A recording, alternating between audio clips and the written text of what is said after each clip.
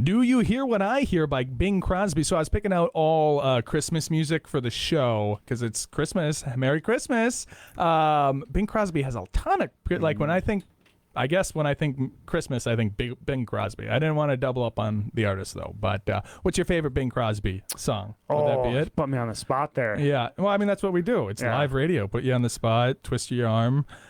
We're the Fargo. I could be wrong, but Have Yourself a Merry Christmas. Is that Have Bing Yourself Crosby? a Merry Christmas. I have no idea. The first think one? it is. I'm sure, and I feel like a lot of artists will do like remakes of it or something very similar. So I've heard that in that space. I know, but yeah, I would say that's probably my favorite Bing Crosby if I had to pick. Yeah, and now he's a talented artist and really puts me in the mood for the season. Love me some Christmas. Definitely. It's a great feel.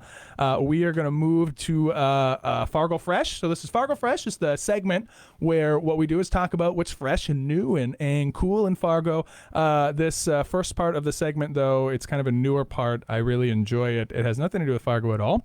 I go to YouTube and I say, hey, YouTube, what do you want me to talk about? So they have a research thing where I can put in a keyword and then they spit back out to me what they're looking for. They're like, hey, people are searching for this and they've got nothing. We're not coming up with nothing. So we can talk about that for a little bit, maybe mess with the YouTube algorithm a little bit. Maybe that's why you, viewer, are watching. Well, hold on. We're going to talk about the exciting thing you came for, which apparently was, so I typed in Christmas because it's the Christmas show, My Norwegian Christmas. Okay. So that was, that's, I guess people are searching on YouTube for My Norwegian Christmas and coming up wanting. Now, you are like most people up here. We got like what? Russians, Germans, and Norwegians. Like that's the big. Do you have Norwegian roots at all? Not so much. No, I'm kind of on the German Austrian side of things. With the name Bauer. Yep. And of course, farmer, ironically. In German, really? So yep. My last name is Klinkhammer. Yeah, guess what they did. I don't know if I want to guess. No. I'm just Blacksmith. Yeah, no. Okay, so yeah, I gotta try to figure out from the Norwegians, dude. Have you ever eaten lunafisk? I suppose that would be.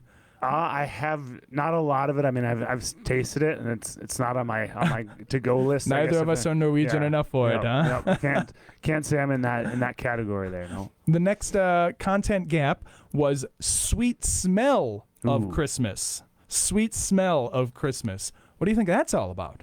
I'm leaning towards desserts. I'm a dessert guy, so I'm thinking pies and cookies and fresh baked apple pie is what does Christmas have a smell to you? I mean, what would you, if you had to describe the smell? Just desserts, fresh bake, maybe cinnamon? Yeah, maybe some cinnamon, or I always think of like candles for smell. Like I feel like there's like a candle industry of things that are making it go of the Christmas scent, and what does that even mean for people? So well, then the last content gap here is it would make a great gift for Christmas. Okay. So that one's pretty easy. So and I'm a realtor at Berkshire Hathaway Home Services Premier Properties. I have a hard time with gifts. I don't know what it is. I got to get people closing gifts all the time. And it's like a nightmare every time. I'm like, oh, what am I going to get them? Because I don't know. Gift giving just feels awkward for me. And then Christmas is another time where it's like, what do you get people? Well, I mean, how do you have a philosophy on gift giving or on the kinds of gifts you get? Are there anything that you have like a go-to?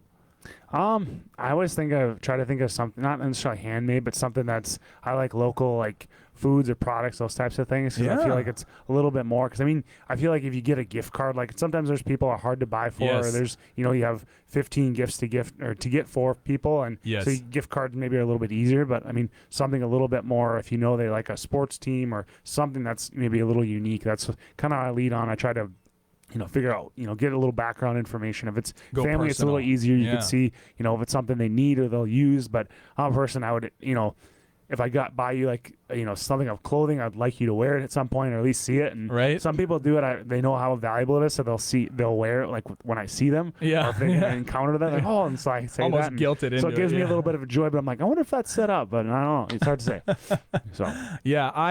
Gift cards.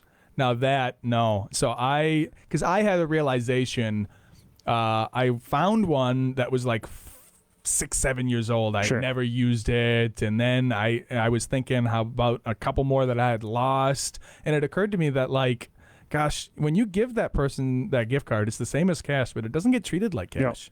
They probably lose it. So like in a very real way, you just went to Target and donated $50 to them. Yep. And like when I had that, it was like a real, like I was sitting there on the floor going through papers, and I like had that real, and I got physically sick. I was like, but the money, like it just made me. So I'm never giving gift cards again. Like I just never, ever again. Okay. Moving on to some news items real quick. This one is a little heartbreaking. Maybe you've seen this gentleman took out billboards now on those digital billboards. His service dog Ruby is missing. Oh, sure. We actually brought this up on the show 2-3 weeks ago when the reward was only $5,000. He has doubled the reward to $10,000 for his name is Jason Larkin, and his dog's name is Ruby. So he's looking for that. Last time he saw that dog was December 3rd in the Osgood area. Sure.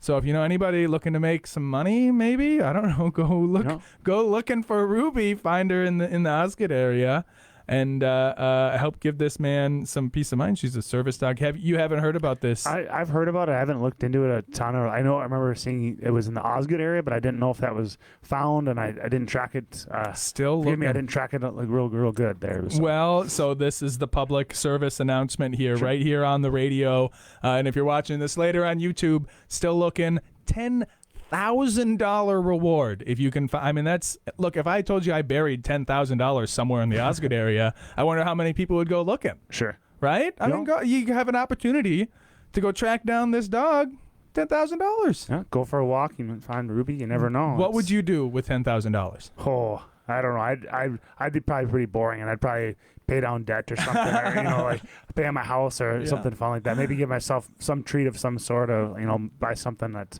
electronic or something I've been wanting to buy for myself for a while, or something crazy. But really just invest. You're a very prudent man. Yeah, I wouldn't. I'm not too outgoing in that space. I'll try to invest it or to make money and doing things with that. So. Well, you and I are going to be kindred spirits in that. Like it reminds me of, there was some economist who won the Nobel Prize, and it's like $1 million. He's like, what did you do with the $1 million? He's like, I just invested it. I'm an economist. What do you want from me? And it was like, yeah, that's probably what I would do. Surprise him a little bit more if he's like, oh, I bought a port, or whatever. It's like, I went crazy. I bought 5 cars. I bought 5 sports cars. Oh, YOLO! The economy's going up. If you buy 5 Porsches, and so the YOLO economist. No. There you go.